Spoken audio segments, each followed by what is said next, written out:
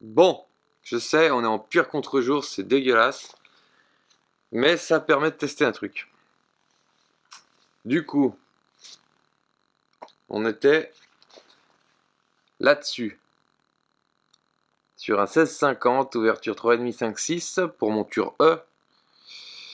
Autant dire que même d'après le vendeur de chez Sony, c'est un peu de la merde.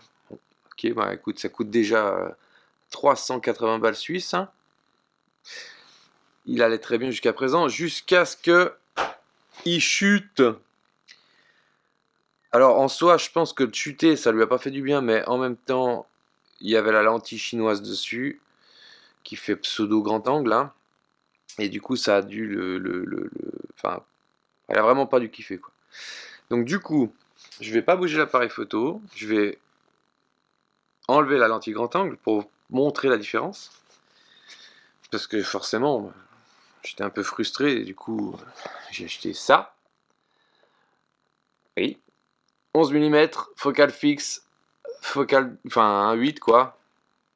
Je veux dire fixe, il n'y a pas de zoom, 11 mm. Hein. Et du coup, ça, c'est vachement plus lumineux, c'est vachement plus beau, mais c'est presque le double. Oui, largement même. C'est le plus du double. Voilà. Et j'ai une idée qui me trotte dans la tête. Je suis toujours en contre-jour, je sais, c'est dégueulasse. J'hésite à acheter une bague monture E à monture A pour utiliser les anciens objectifs Sony que j'ai déjà. Dont celui-là. Alors c'est un Sigma, c'est pas un Sony, hein. Mais comment te dire? Tu vois le bébé, il s'arrête là, hein. Enfin, c'est le vieux boîtier. Je pense que ça peut être pas mal. On verra ça plus tard. Pour le moment, alors je veux pas transformer la chaîne mécanique en tuto photo parce que déjà j'aurais pas la prétention d'être efficace et radical. Mais je vais donc enlever la lentille grand angle de mon chinois de Chinatown. Voilà, déjà il y a une petite différence, hein. Elle n'est pas énorme, ok. Et maintenant, je vais foutre la Sony, la vraie quoi, pseudo grand angle, parce que du coup 11 mm c'est quand même du grand angle. Et puis là, je pense que la luminosité va changer du tout au tout. Bref, on se retrouve quand j'ai enlevé l'objectif et quand j'ai changé. Donc voilà, toujours en contre-jour, hein, mais c'est quand même vachement plus lumineux. Je sais pas si on se rend compte. Et c'est quand même vachement plus large en termes de focale. On est passé à un truc de 40 mm là.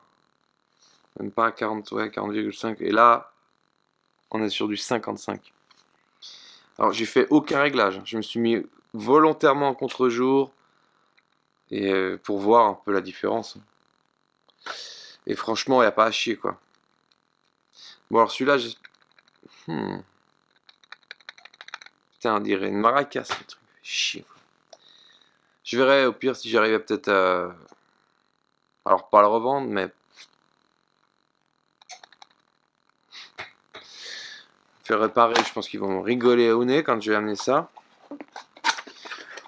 Ça me fait un peu chier d'avoir mis 380 balles dans le vent, mais en même temps, il m'a servi aux États-Unis et je pense que déjà sur place, il a dû en voir de toutes les couleurs.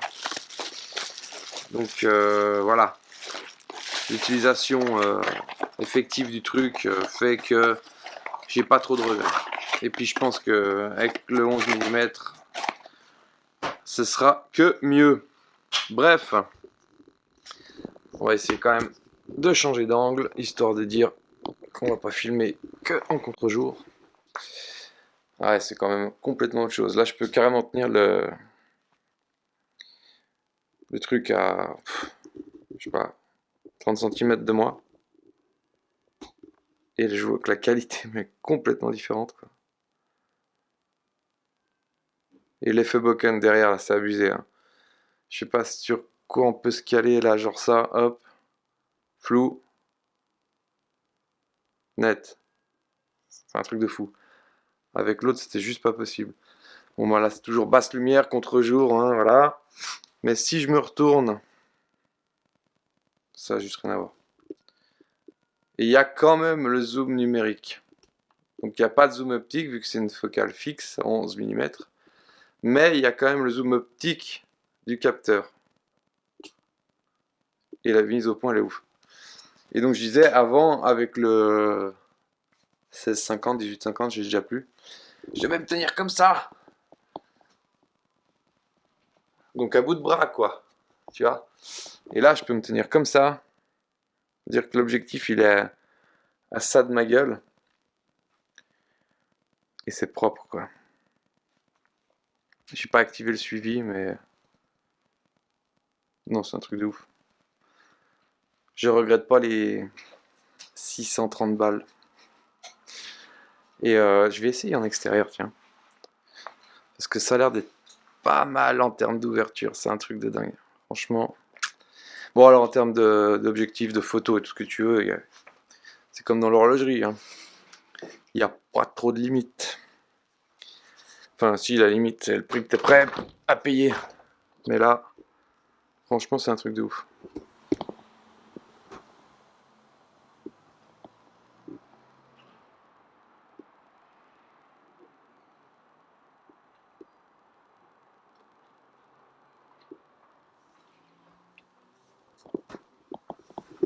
En termes de lumière et tout, c'est un autre monde.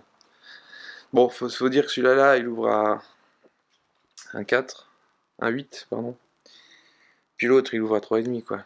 Donc le diaphragme qui est dedans, là, ça fait toute la différence. Donc je sais pas comment je vais montrer cette vidéo, si je la monte, si je... Je sais pas. Bref, j'espère qu'on verra bien la différence, parce que... Putain, mais il y a presque 400 balles de différence entre les deux objectifs, quoi.